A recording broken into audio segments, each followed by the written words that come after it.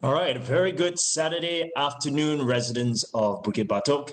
Thank you for joining us and a warm welcome to our Bukit Batok virtual town hall with Dr. Chi Soon Juan of the SDP. Today's session will be broken up into 4 parts. In the first part, Dr. Chi will be talking about the various problems and issues that Bukit Batok residents have raised. In the second part, he will update you on the various activities and programs that Team SDP has planned for Bukit Batok in the coming weeks and months. In the third part, Dr. Chi will be discussing on the topic of national interests that affects all of us as Singaporeans. In the fourth and final part, we'll be doing a short question and answer session. Here are some ground rules to optimize this session and make it fruitful for everyone present. Everyone here other than Dr. Chi and I, the moderator, will be muted by default to prevent any unnecessary audio disruptions. For the Q&A later, this is important and listen very carefully. If you are typing in your question, please indicate your name followed by your block number and then your question in the chat. You may type in your question even before the Q&A begins. If you are comfortable and willing to ask your question live via audio, then just indicate your name followed by the word in quotation live, L-I-V-E, and we will unmute you to ask the question when appropriate. And similarly to typing in your question, do please introduce yourself with your name and block number followed by your question. Please do keep your question short and to the point. We do have to keep the meeting to an hour, and if there are too many questions, we would regrettably not be able to answer them all, but we will definitely endeavor to do so. Finally, we ask that all of you respect this space and everyone here and not resort to flaming, personal attacks, inappropriate language, and behavior. If an individual is disruptive, we will unfortunately have to remove him or her from the chat. So, without further ado, it's now my pleasure to welcome Dr. Chi Soon Juan to address all of you. Dr. Chi, the floor is yours. Hello, Bukit Batok. Thanks for coming in to this town hall meeting, albeit in a virtual manner. If the COVID rules didn't have their way, I think we'd be happy to have this in a physical forum. But be that as it may, it's good to be with you. And on this very sunny Saturday afternoon, I hope you're all settled in with your cup of coffee. I've got mine, so I'm good to go. Now, as the moderator Dennis said, we've got only a limited time, so let's get straight into it, shall we? Right after the GE, I got together with a few residents here and went through the 5-year master plan for this constituency. And as we were studying it, came across some projects that were proposed that seemed rather questionable and some even downright bizarre. Take, for example, this proposal of turning this pavilion into a linkway. Can I have the first slide, please, Jens? Yes. If you look at this picture, this photo was taken from a notice board, a map on the notice board of in front of an RC office. And I adapted it just for easy presentation and clarity. Now, if you look at this pink rectangle there, a linkway was proposed for this in this spot. But at this very spot is where a pavilion is. You may be wondering, why build a linkway that is not attached to anything at all? And a pavilion, for that matter, if you see in the second slide here, the pavilion is essentially a standalone structure that serves really no purpose and is not linked to anything else. Can I have the second slide, please, Jen? And this is what I'm talking about. And if you can see, it has no links to anywhere. It's just an isolated structure by itself. Then I think somebody then must have noticed that, and along the way at some point, they amended the proposal. And now instead of changing this pavilion into a linkway, they then proposed the 2 linkways that connects this pavilion now to a block, as you'll see from this next slide. Janice, can I have the next slide, please?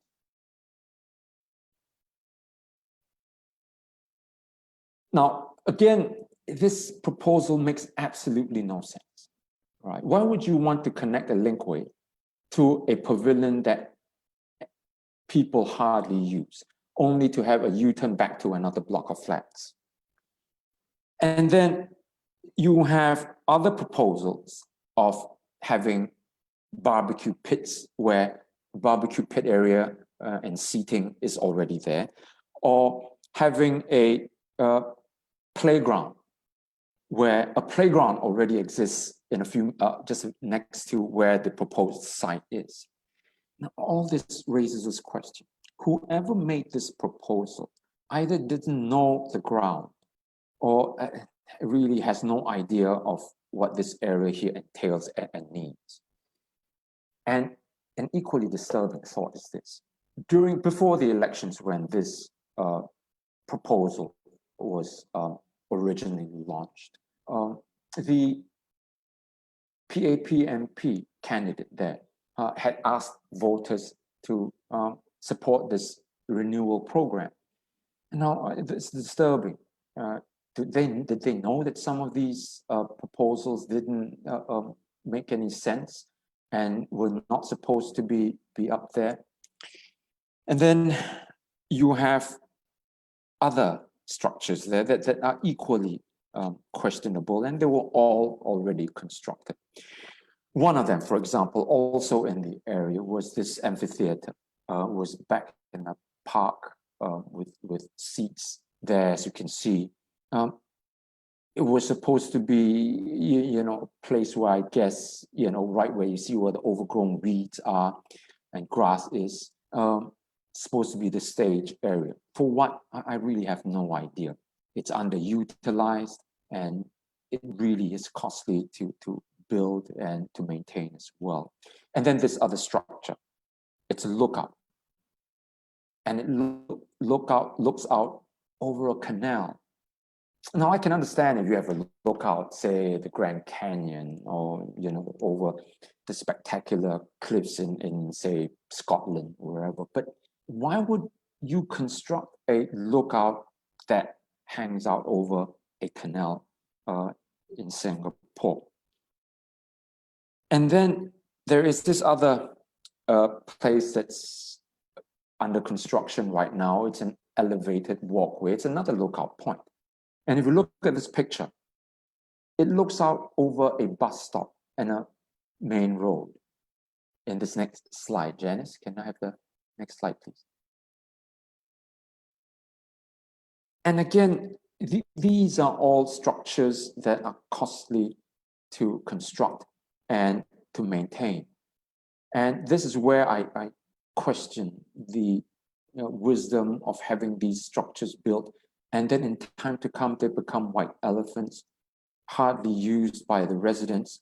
But these are things, ostentatious structures that are being put up by the PAP, by the town council, and you've got to be questioning its purpose. Now, compare the structures right now to things that residents have asked for and want to see being built. And one of them is a project that I've been talking about on Facebook for quite a while right now. And that's a walkway from in the area as well, as you can see from this map indicated by this green line. It's from one of the blocks in Bukit Batok, is in block 187, and they want to see a walkway that doesn't exist right now, but people use it very frequently to get to the bus stop from one side and then from the other to the marketplace. And the problem with this route is that it's on a road. And because there isn't a pathway, pedestrians have to walk on the road, and obviously that's a dangerous proposition. But then when we brought this matter up, the MP for the Bukit Batok, Mr. Murali, said that no, there are existing routes as indicated. Let's go back to that slide there, Janice showed. Indicated by this red line here. and he suggests that we walk, passers-by use the void decks. Now, as you can see, it's a very convoluted route. They're taking quite some wide, a roundabout way of getting to their destination. And we use it on a daily basis, whether you're going to work and going to the bus stop or going to the market, groceries, and especially if you're the elderly or children with strollers and so on and so forth, you find it's quite a fair bit of more of walking to do. Now, if you're going to propose those linkways I just mentioned earlier, that goes nowhere, that makes no sense. Why is it not possible for the town council to put up a proposal? Now, nothing is etched in stone at this point. You still have to put up a proposal and to get the funding for the construction of these linkways. Why not abandon those proposals of the pavilion, turning the pavilion into a linkway, and build a proper one where residents want and use, and put in the funds for that, and let's just try to build this linkway for residents for this route. I visited this area here on a Sunday morning, and in that short span of about a little more than an hour, I managed to take this photograph where you see this lady holding a little girl and walking past, and I had expected, and this car went right close to these pedestrians, and this lady had to quickly pull this little girl away. Now, you're talking about a very dangerous situation where there's high traffic, both vehicular as well as human. Build this pedestrian walkway right now. It doesn't take a lot to make a concrete pavement where pedestrians can actually walk safely.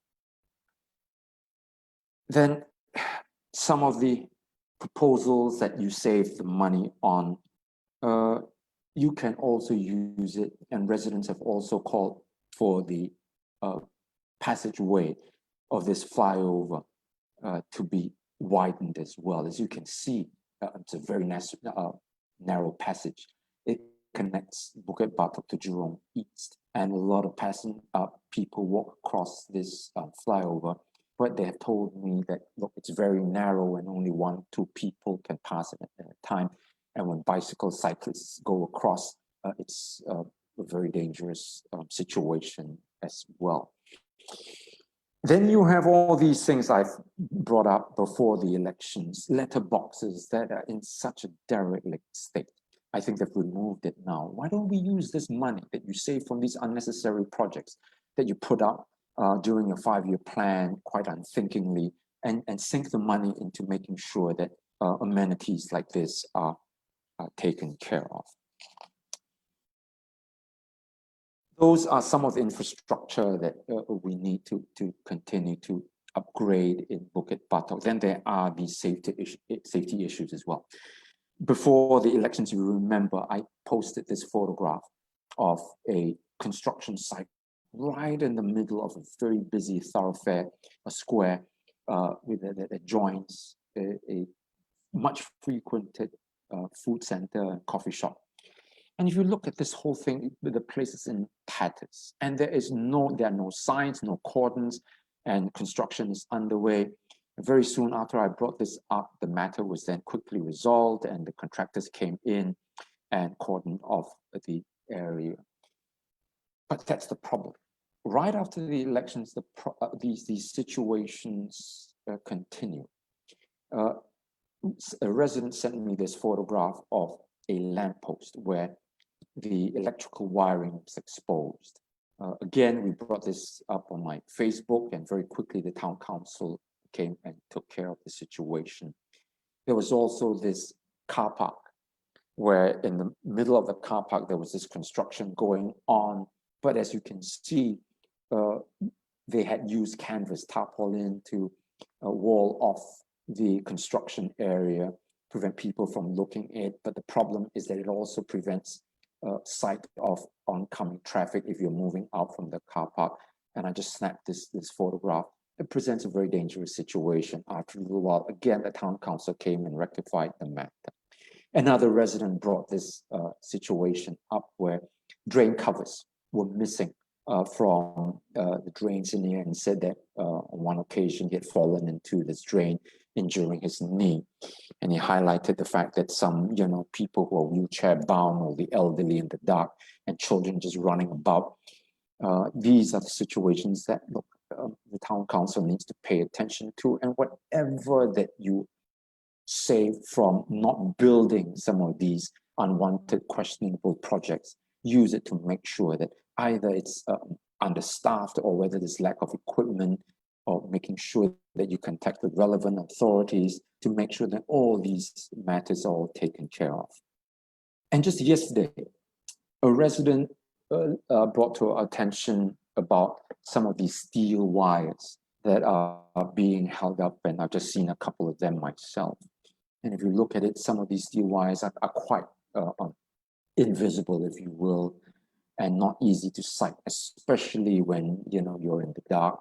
And she related that there was this cyclist in the morning at about 6 a.m. when it was still dark and didn't see the wire and rode right into it and injured himself.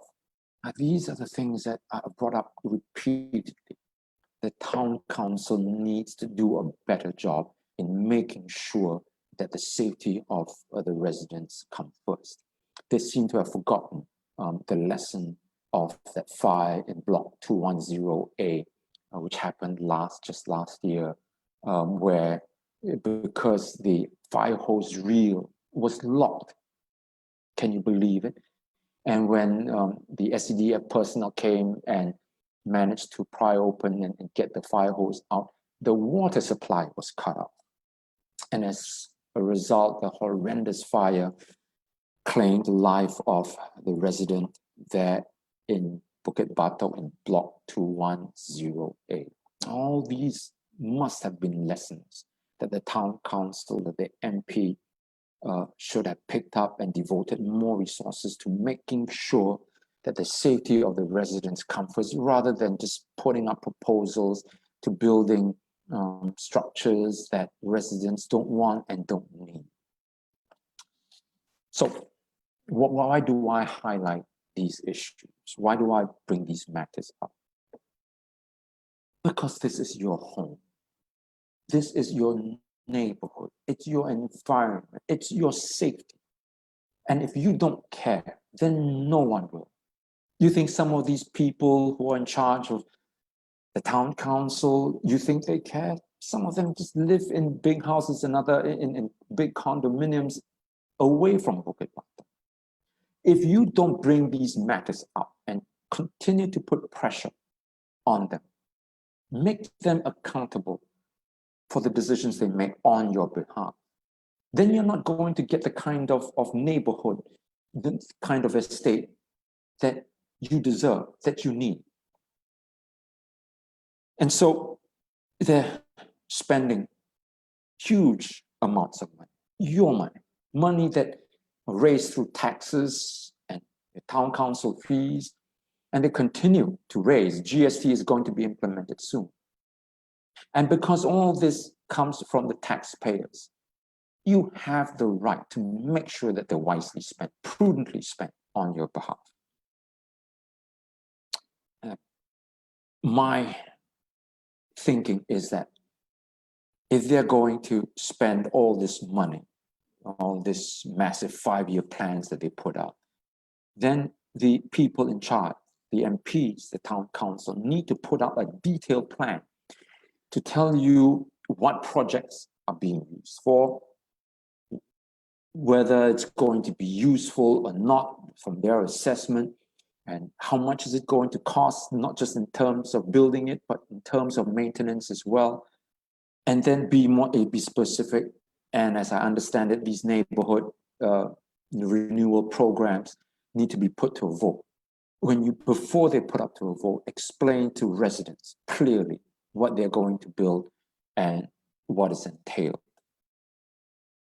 If we are going to be an intelligent, responsible, mature society, mature people, then we must be able to hold those people we put to run the country, to run the constituencies, hold them accountable, and make them be more transparent in their dealings with us. You know, democracy is not just an exercise of casting your vote once every 4 or 5 years. In between, it's our responsibility, our duty to make sure that the country is run well, public funds are well utilized, that decisions are made in the interests of the people, not just the ruling party and not just the MPs. At the local level, here in Bukit Batok and constituency, the same must apply.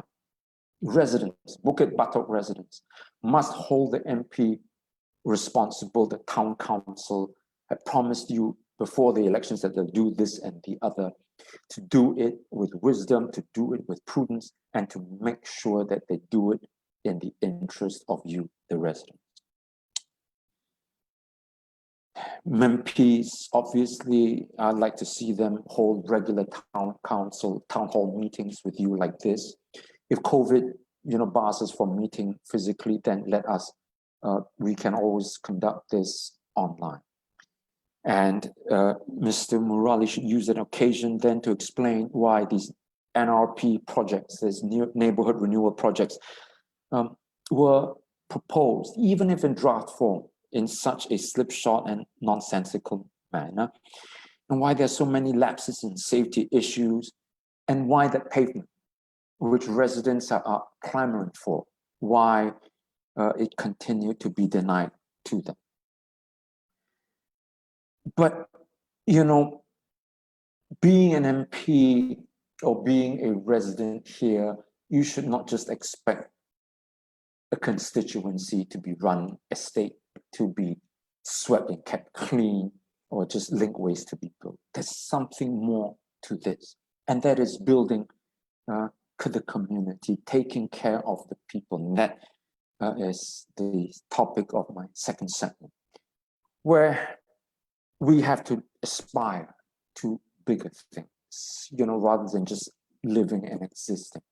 We have dreams, we have hopes, we have worries, we have concerns, and all this can only be taken care of if we get into the routine of making sure that we get to know the people. So this is what we've been doing. The SDP team has been here since the GE was held in July. And in the last few months, we had several activities. One of the most fun ones that I had was Lantern Festival during the Mid-Autumn Festival, where we got little kids to come down and have fun with us. And we also distributed some mooncakes. And then there's also this program that we call My Cake, Your Coffee, where I just ask residents, if you will have me, I'm very happy to bring down my cake, and if you can serve me a little drink of coffee, and we can just chat. And so we've had several residents that have done that. We just had fun. Look, nothing very heavy, just something to get to know you, to get to know the residents better, and really just to tell me what you think, and somebody said your aspirations, your concerns, and what you would like to see in this community.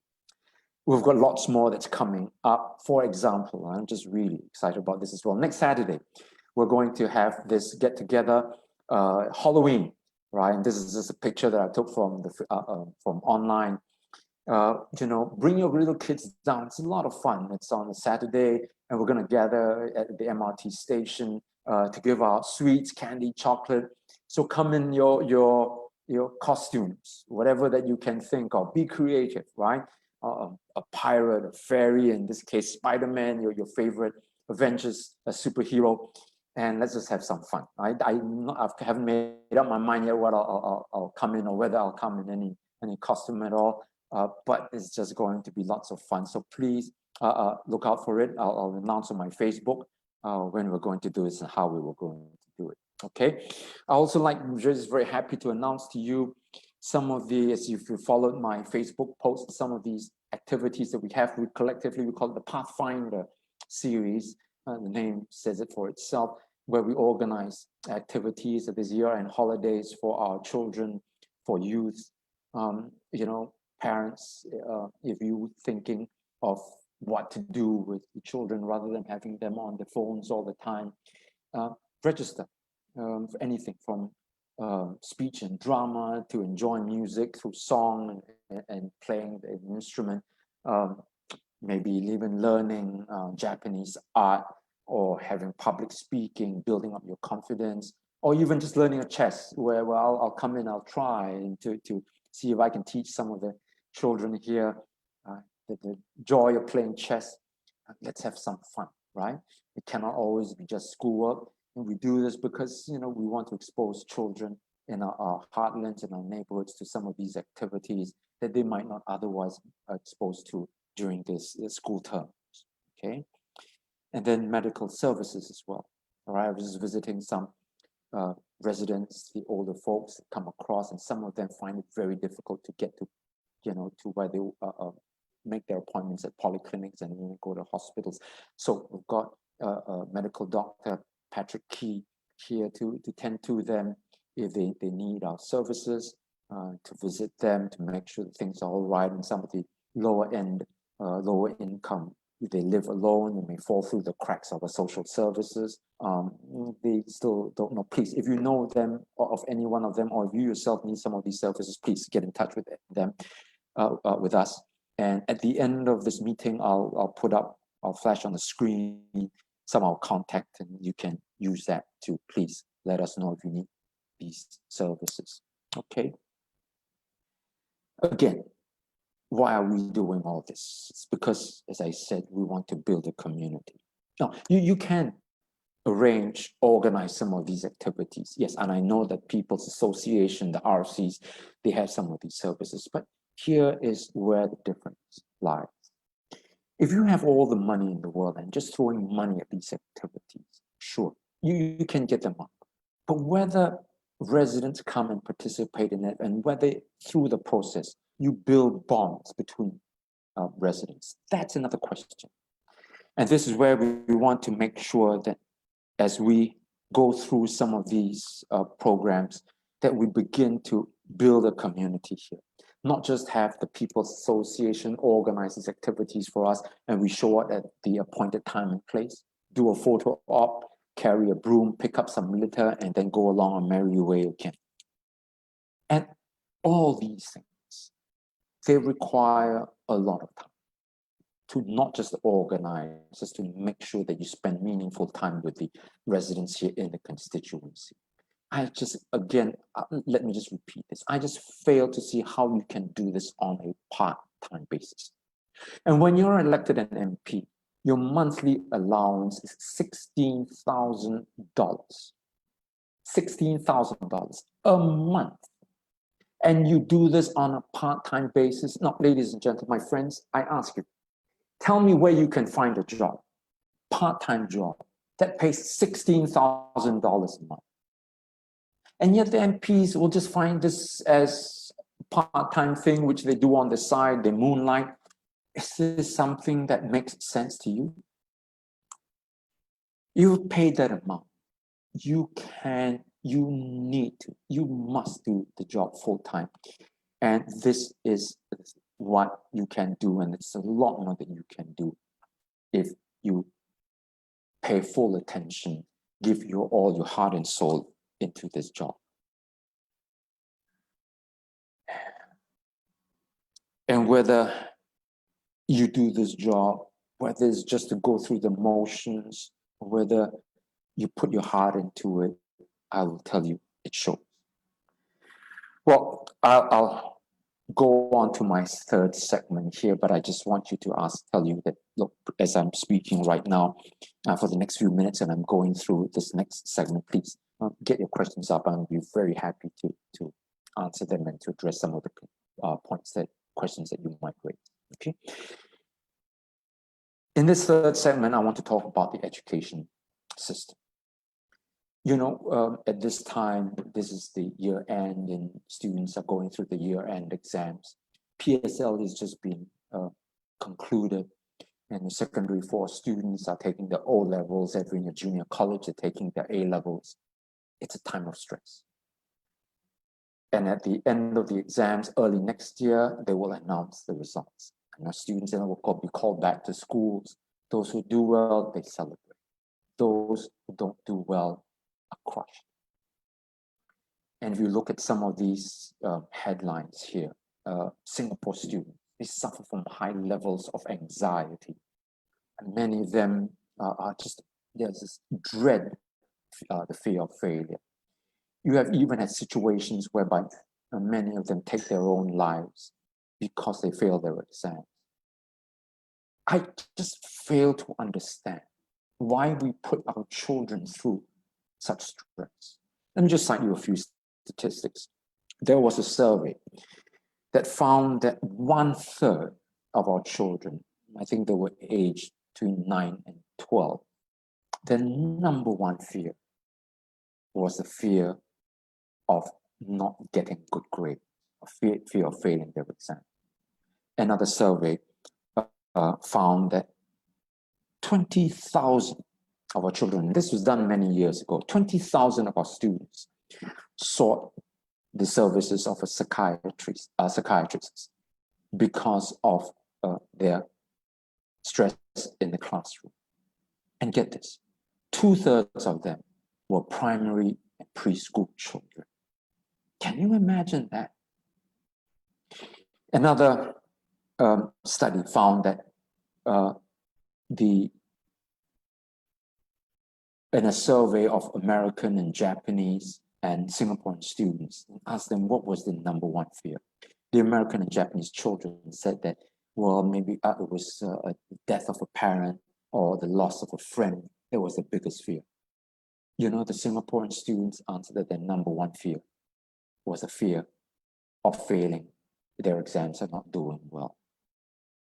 Why are we subjecting our children to such a monstrous system?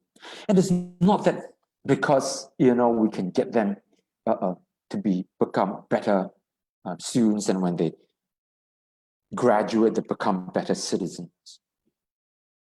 Over and over, we hear that all this affects their mental stress, mental health. And of late, we've seen that millennials are taking their own lives, dying by suicide in record numbers. Have we come to this stage where some of these remain as psychological scars from the school days and carried on over into their later years? And what's all this for? We make sure that they memorize all this, and it's so much content that they must regurgitate during exams. Why? In this day and age, maybe in the 60s, 70s, but you have Google, and if you're going to beat Google in terms of memorization of facts and figures and answering questions, then I say good luck to you. But this is where I think our education system is just still in the Jurassic age, right? It's fossilized. We haven't progressed. We haven't found the courage to reform, to change the system, to adapt to the changing society around us. The global situation right now, everybody's competing on in artificial intelligence, on creativity, on innovation, and here we're still stuck in terms of memorizing and rote learning. And that's just not going to cut it. And if you think about it, if our education system is so good, if we're producing productive, competitive workers, then why is the government continuing to bring in foreign workers and saying that without them, our economy is not going to cut it? That it's not going to boost productivity, that without foreigners, we can't provide jobs for our own people. And I've heard from so many of our teachers, we've got people that just fed back to me. They just don't have time to teach because the syllabus is so wide. And then they've got CCA thrown in as well. And what they're just doing is just dump the information on the students. And if you don't do well, if you cannot keep up, the problem is always the student or even the parent, but never the school, never the system, never the teachers. So what do? If it's your fault, well, if you can't keep up, go look for private tuition. to the point that we have tuition, private tuition, that's $1 billion industry. Now ask yourself this, if you're a parent and you know this, you find tuition for your students at the secondary level. Each subject is about $200 and upwards, right? And if you have multiple subjects, you can be as much as $1,000 over a month. How is the average household going to be afford to afford that? And if you cannot afford it, then what happens? You're going to be left behind. So this whole idea about just this system whereby people are constantly gearing and studying just for exams and testing on only of one form of intelligence, that's a huge, huge problem. And when it comes to intelligence, it's such a complex subject. You know, in psychology, I'm sure you've heard of this experiment, right? Where we begin to test some animals for intelligence. This is one experiment where they took a maze, a tea maze, right? And it's filled with water. So you put rats in and they swim down this alleyway. And then at the end of it, they either turn left or they turn right. If they turn right, there's food over there. If they turn left, there's nothing. So some rats will swim down the alleyway and they'll learn very fast. They'll pick up after a few trials to turn right. And then from there on, they'll turn right every time to get the food. So rats that learn fast, well, you put them in a category of fast learners, right? And the slow learners. So you call them the intelligent group, and the other group, second group, we call them the dull group. That's, of course, an intelligent group, isn't it? Is it really? Because when you change the parameters now, instead of having the food there at the end of the maze, you have a hatch, an escape hatch, where they can then crawl out of the water. And on the other side, there isn't. It's just a blank wall. You take these two groups of rats, the fast learners and the slow learners, and you put this down to the same experiment. You find that there is then no difference in terms of the performance. The intelligent group don't figure out any better. In fact, they're all at random. And the dull groups don't fare any worse. In fact, some of them pick up faster. This is what intelligence is all about. The parameters, what you set as your incentive, your goal, the different kinds of skills that are needed. All these work in. But when you put students in through and you make them only memorize and regurgitate the information, some students are going to do very well. But it doesn't mean that they are more capable, that they are better students, more intelligent students. It just takes a different skill set. Our education system must be broader than that. Otherwise, we'll lose a lot of talent. We need to train students how to think, not what to think. How to teach them how to solve problems, to think critically, to think creatively, how to express themselves, articulating themselves, communicating. That's almost everything now in today's society. And when you subject our students to whenever they pick up the book, it's about studying, it's about just for exams. And when you keep pairing it up with, just reading books, very soon you find that they come to hate picking up books. And it's all psychology 101, isn't it? You pair an event, an object, or an act with a noxious stimuli, then you after a little while, the person then begins to associate that act with this noxious stimulus, and that's where they begin to develop this very adverse kind of behavior. We must associate books, reading, not with exams, but with discovery, with pleasure, the joy of reading, with inspiration, with learning. That's how we're going to get our people right now not to hate books, and you don't have to wonder why ours is not a reading society. Just in case you think they were just all complaint and nothing else, I want to draw your attention to the fact that to our education policy paper, where we've made a lot of policy proposals, like, for example, abolish the PSLE.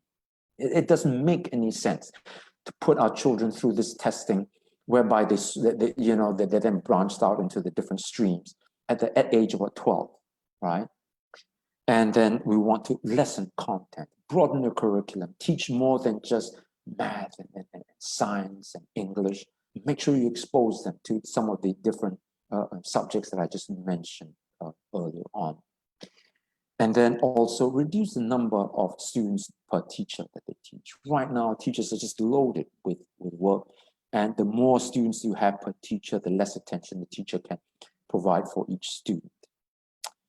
Unfortunately, we're not in Parliament to prosecute this issue, not to be able to debate and raise some of these matters up.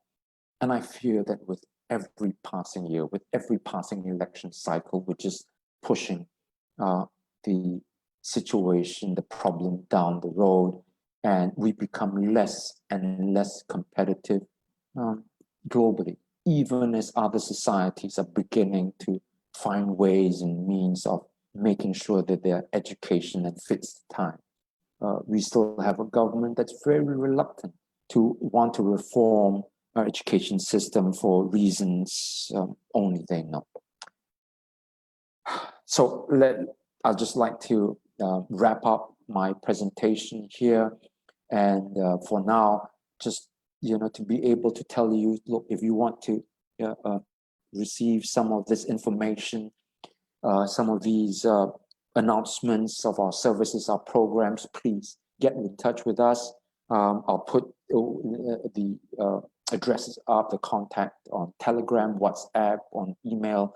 If not, then I'll post it in the comments section. But please, do get in touch with us, especially Bukit Batok residents, to receive some of this information that we're putting on. It's very difficult to communicate if we have to constantly go out and flyer, give you physical copies of flyers. It's expensive and it's very labor intensive. So please get online with us and we'll be more than happy to get this information to you. So as I said, I'll just conclude what I have to say, and it's back to you, Dennis. We take questions and comments from you. Thank you very much, everybody. Thanks so much. Thank you, Dr. G, for sharing your wonderful insights and programs that we planned. We will now start our Q&A session, but just a reminder to, if you want to type in your question, please indicate your name, block number, and question in that order. Or if you want to come on live and be unmuted, just type in live, L-I-V-E, if you wish to be unmuted, okay? Now, we are going to kick it off with this first question here from Aloysius Lee from Block 119.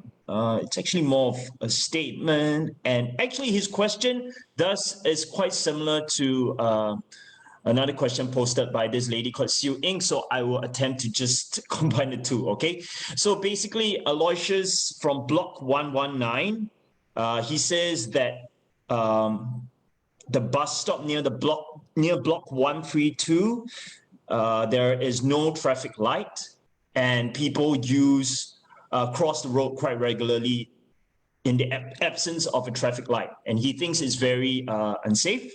So he wonders, what are your thoughts on it? Also the same for Siu Ing from Block 183. She's interested to know your thoughts on the lack of a covered walkway to a bus stop in front of the market at Block 154 and 183. So basically, what are your thoughts on the lack of these necessary facilities? I think I'm pretty sure some of the officials at the Jurong Clementi Town Council are listening in, and if you are listening in, these are the things that you should be paying attention to before you come up with a grand 5-year master plan. The first thing that I think the MP should do and the town council officials should do is to consult and to ask residents, people like Aloysius and Siu Ing, and ask them, well, what do you really need? What is there that, are the dangerous spots that they haven't found out, that they haven't discovered, and then begin to talk about some of these things. So if you're listening in, there you go. These are some of the matters here. And I just want to, kind of give you some information on how this process works, right? It's NPR, that's called the Neighborhood Renewal Program. They're just proposals put up by the town council, and they have then to seek funds for these projects. and it's still for, of course, in the next 5 years, these funds are still have to be put up, and I think it might take them several more months to do it. But as I said, it's not etched in stone at this point, so they can still put in these proposals. And look, I'd like to meet up with you and to be able to look into the situation and then put up, a reasoned, a very reasonable kind of proposal that the town council can then take up and build to at least the needs of the residents. But this is where I come back to the earlier point. You need time. You need to spend time with residents to make sure that you get down to the ground and see what their needs are. And then not only for just this one or two persons, but then ask the neighbors, right? In other words, the few blocks around that area there, is this something that we really need? And then have sessions with them to make sure that, hey, look, this is something that's really needed. And Aloysius and Sue, and I'd be happy to come down and meet with you and just to look at the place and see how we can make sure that some of these projects and some of these structures really begin to benefit the residents. So if you have something in mind or some time that you have, please message me and I'll be more than happy to arrange to meet up. Right, very good. We have another question here from Ishak from Block 209. Now, his question is, with regards to the town council, I believe he might have or has experienced like raising up issues to the town council, and he's asking like, how do you pressure them to do the work that's needed? Thanks, Ishak. That's a fantastic question.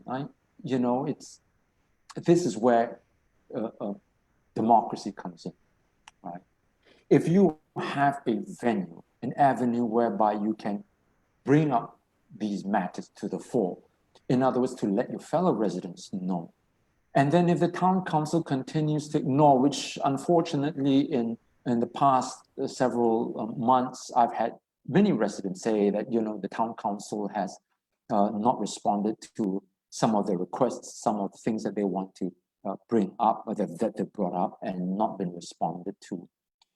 And if they continue in this mode, in the next elections, you have the opportunity to vote for another representative, another person who will take care of the town council and be more responsive to your needs. This is what I'm talking about when you hold a person that you put in office accountable, to make sure that you continue to relate to your fellow residents, that if you don't live up to the standards, the next election comes, out you go. And this is where I think it's important that I'll do what I can to sometimes highlight to you, transmit your messages to the town council, and sometimes when you put up and you make sure that some of these are reasonable requests, make sure that you put the pressure on the town council to attend to these projects and to these requests. And if they don't, then let's make it public and tell them and tell the residents here how slipshod they've been and how uncaring they've been. The one thing that I've noted, right, if you look at the town council website and some of the issues that I raised before the elections, they actually have in their town council, if you go in right now, I think it's still there, they have two sections where they responded to the issues that I brought up, whether it's that cordoned off area or whether it's the uncompleted projects, the delay in some of the contracts, some of the matters that the letterbox, that the boxes area that have not been tended to. They actually very quickly came up and rectified those problems and then came up with press releases and put it up on their website. And all this was done before the election. After the elections, the last time I checked, they just refused to even acknowledge some of these issues. Why? Because they know that as long as after they get your vote, after they're elected into office, they can then begin to ignore you until the next elections comes around again, and then they're very responsive again. That's not the kind of officials that you want to see in charge running your state, running the constituency. You want people to be on their toes all the time. Because, as I said, some of these lapses here, most of the time, nothing happens. But when something happens, when tragedy strikes, it means life and death. I give you the example again of this fire in Block 210A, where they took the eye of the ball, and for years, I'm sure nobody noticed that until a fire came along, broke out, and then SCDF personnel was scrambling high and low, found no water. And what happened? A resident paid with her life. That's not the way that town councils should be run. That's not the way officials should behave. When you are elected, spend your time, your energy, your waking hours, making sure you tend to the needs and do the work that you've been elected for. I hope I've answered your question, Ishan. And at some point, I hope again that to meet up with the residents here so that we can talk about some more of these issues and problems. Right. So the questions are really coming in fast and furious. There's another one from Cassie from block 623 here. So her question is, her problem right now is that she has feedback to town council for many years with regards to a tree, must be a huge tree, which is opposite West Mall at the roadside, which is blocking the light and that from to her house, and that she has to resort to even switching on the lights even in daylight at home. So what should she do? You know, you're 623, that's close to Bukit Batok Central, right, Casey? Oh, sorry, Dr. Chi, I forgot to add that she reported it to the town council, but was directed to M Parks to remove the tree, and then, but no action was done. Request ignored.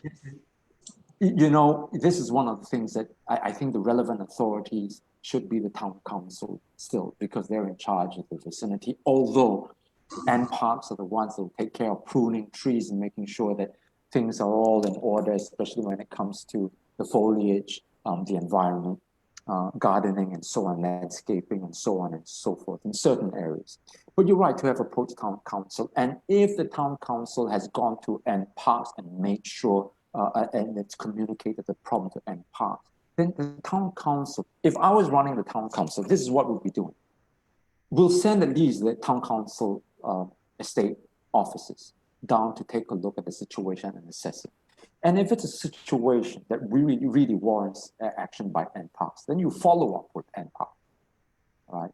But then don't refer the resident to NParks, where they then have to deal with another authority, right? You take it upon, the town council should take it upon itself to follow up with NParks on behalf of the resident and get the situation resolved. There's no point in just pushing paper, pencil, and in this case, your emails, and say, okay, well, you're in charge, so you take care of them, nothing to do with us. And this is where I just want to bring up this point. You know, you do realize that Bukit Batok does not have a town council on its own, don't you? It all comes under the Jurong Clementi Town Council. And it's all under this huge, it must be at least 3 constituencies, 1 GRC and 2 single seats, 2 SMC.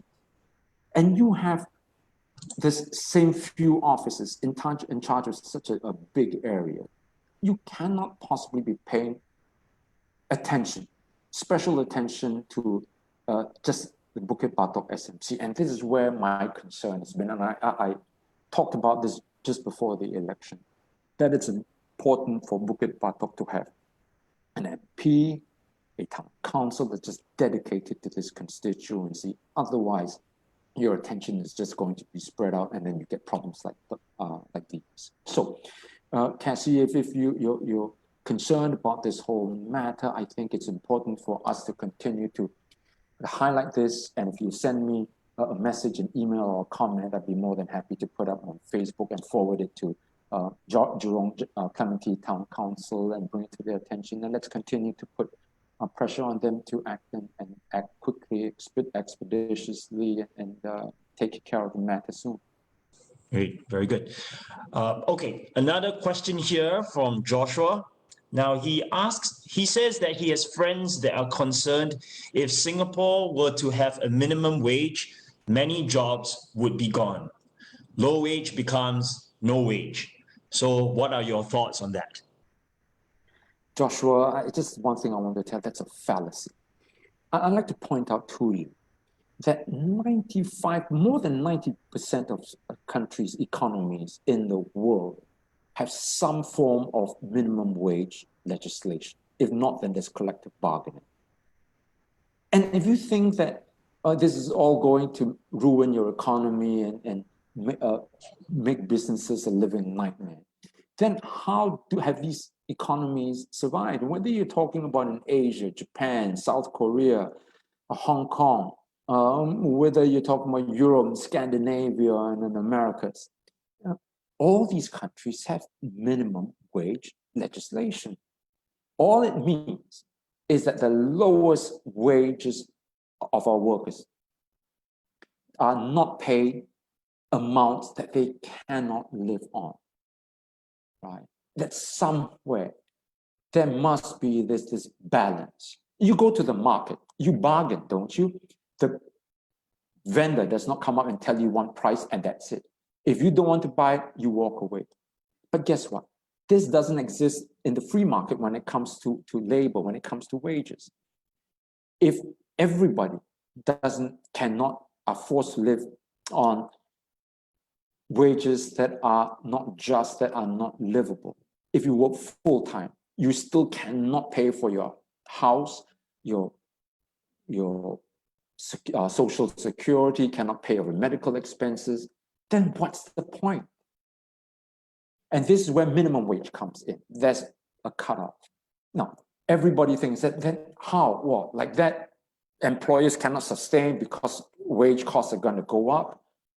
But they don't think that when people have more money in their pockets, then they go out and they spend, right? These people who are living on minimum wage, they don't go to Paris for an extended holiday.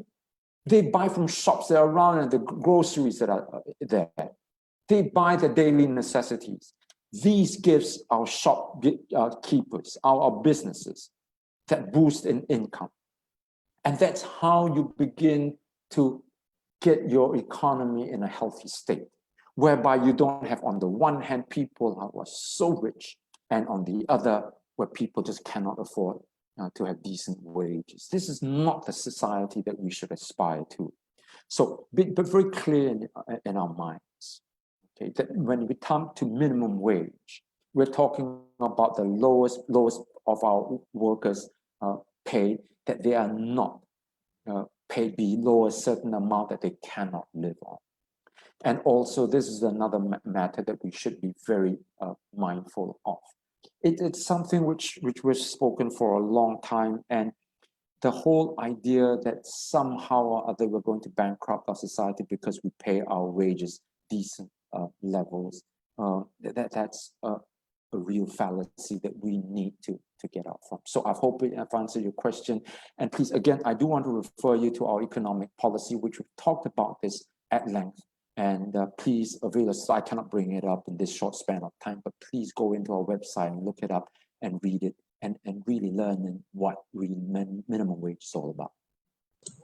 Right, great, good.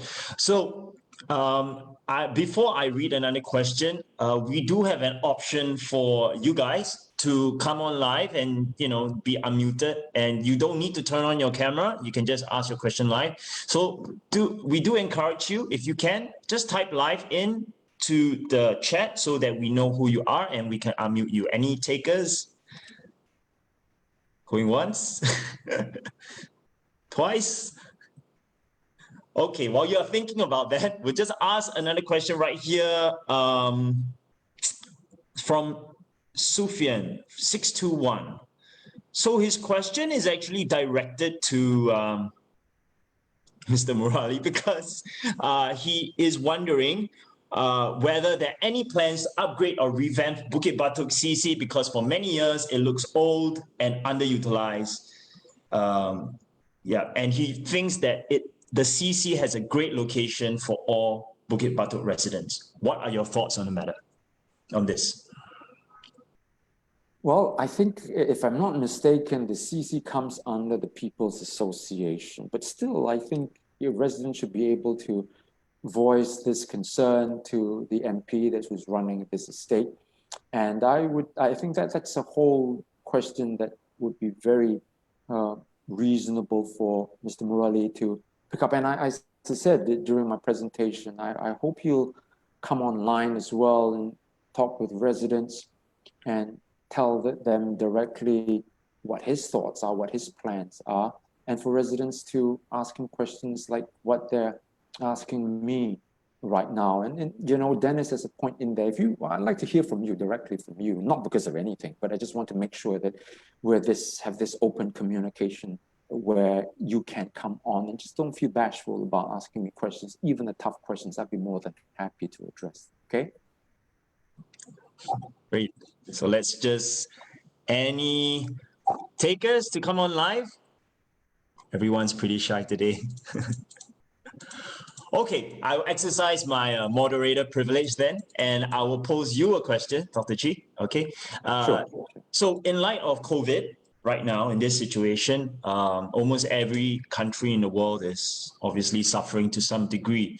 Now, the Singapore government has rolled out a whole slew of plans and programs and budgets to deal with this scenario or this situation that we are in right now. But what are your thoughts on the various programs and budgets that have been rolled out? Do you think that they have been utilized well? And do you see another way forward? This whole thing started, this mess started when the government, at the onset of the virus, the pandemic, the government took its eye off the ball, and rather than really working in a concerted manner towards minimizing the situation, they then immediately turned towards wanting to call for elections. And in the midst of the epidemic, started going on for walkabouts and so on. And then the worst nightmare happened, and that is an explosion of cases came about. And the foreign workers' dormitories then got hit so hard. And a lot of people still haven't realized that because of this mistake, that we had to spend like $92 billion in the budget just to make sure that that the economy is kept up, and that we try to keep this matter under control. That's a huge, huge problem right now. And some of these funds are not well utilized. There are some of the people who are in the small and medium-sized enterprises running the businesses.